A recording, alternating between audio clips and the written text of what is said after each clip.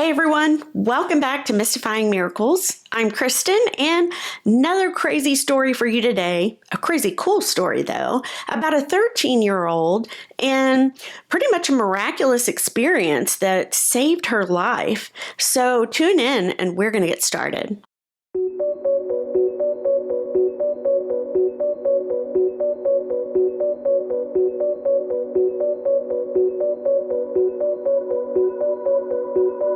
Hi everyone, welcome back. And before we get into the story today, I got this cute new shirt I found. Check it out. You're going down on my prayer list.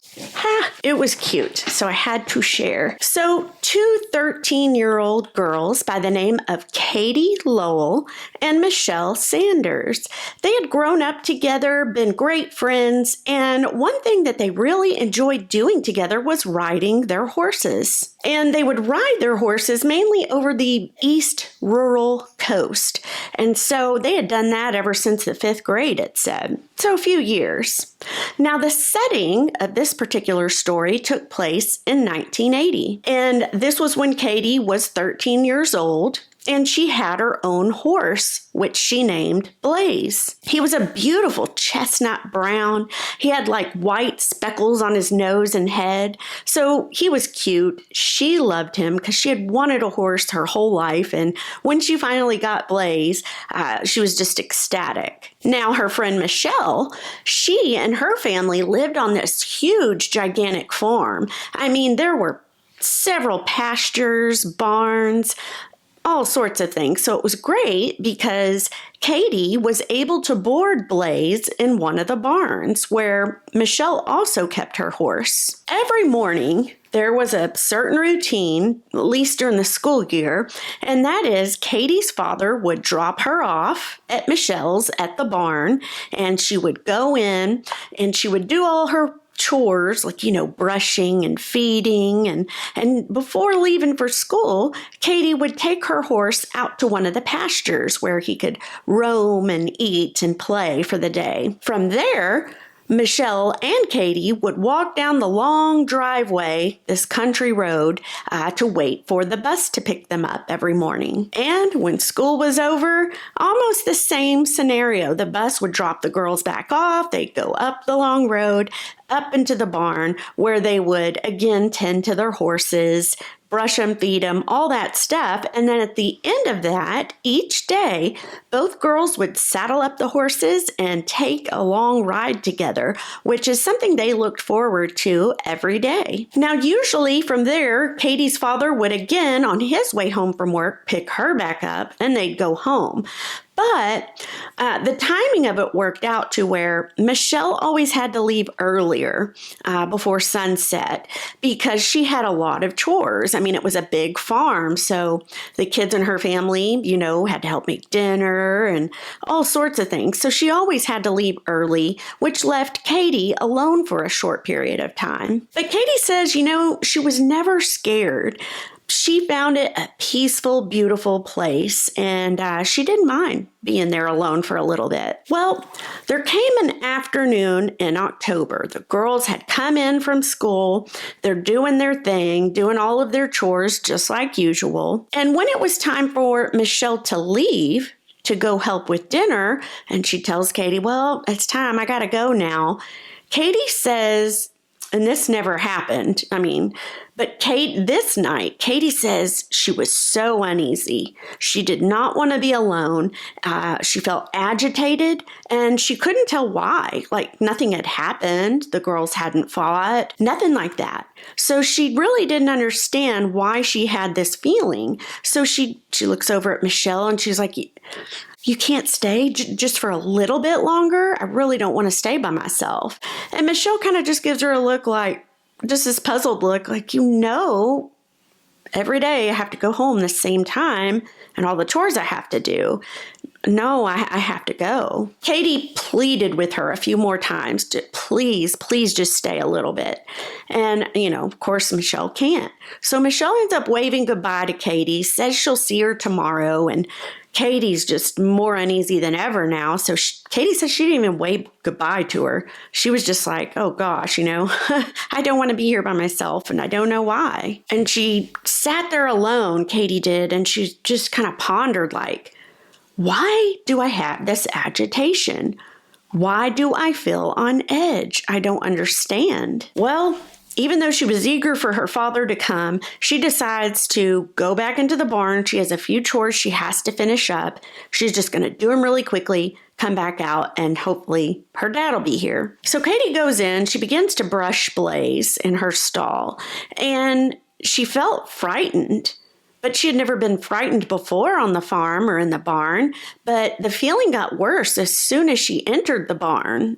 And she's still thinking, what in the world is causing this? So just as she's finishing up, she realizes most of the horses don't have any hay, and Blaze doesn't have any. Well, they're always left with hay overnight that they can munch on and, whatnot. So she's like, whoever was there during the day doing the chores forgot to leave it or push some down from the loft.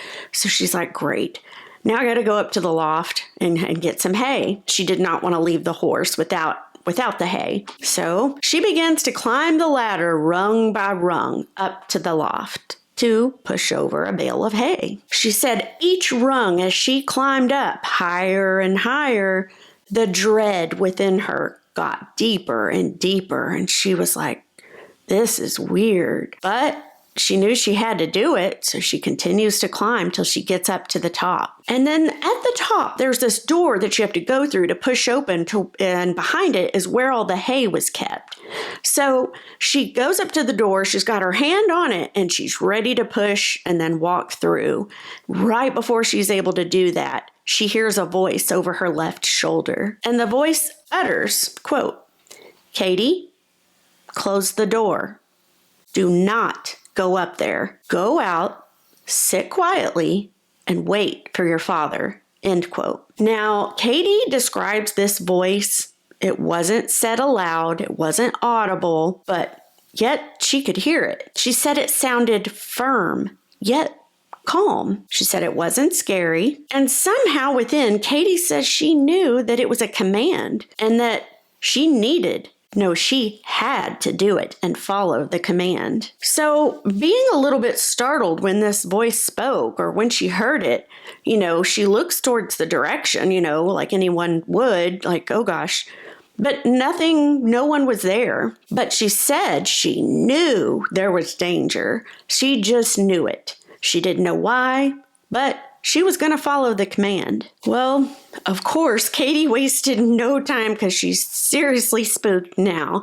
So she goes down the ladder as quick as she can. She goes outside of the barn to wait for her father, where he came and picked her up. Now, that dreadful feeling inside of Katie stayed with her that whole night till her dad came and got her. And she said it did not go away till that barn got out of sight as they drove away. So I guess she was looking back, and thinking, oh gosh, and then kind of felt a relief as soon as it was out of sight. Well, the next morning, like every morning, comes and the normal routine. Katie's dad drops her off at the barn, but as they're pulling up to the barn, they notice several cop cars kind of just around it. And so her dad kind of gets out and starts chatting with one of the policemen. And the police begin to tell him that, okay, don't worry, all is okay now. But then he says, quote, to her father, "But yesterday, a violent inmate escaped from a mental hospital and wound up here." End quote. So, of course, that shocks Katie right away because she can overhear this. And she just immediately thinks of her horse Blaze, and she's like, oh my gosh, I hope he's okay. The policeman proceeded to tell them that this inmate that had escaped, he had been hiding in the loft, laying on top of the hay bales, like right past that door where Katie almost went through, but she didn't. Also, the policeman told them that, yeah, when we found him behind the door, he had this huge pitchfork with him. I guess, it's protection to, if anybody got in his way, the guy could take care of it. So, he ends up saying that the policeman does. He says, yeah, lucky no one did, meaning, no one got in the way of this dude, this inmate. So Katie's listening and she's thinking, lucky? Luck had nothing to do with it, because she remembers the voice that she heard and she knows it was protecting her. And she knew that was God, that it had nothing to do with luck. But this made her think more deeply on it, about the voice that she heard. Even though it wasn't audible, she said it was just the most loving and soft voice that was commanding, but yet gentle. And, she was just thankful that it had warned her, that God had warned her, because had she pushed through that door, there's no telling. So yeah, the end of the story pretty much ends there with her, knowing that, again, luck had nothing to do with it. Pretty cool story that had to do with a young teenager.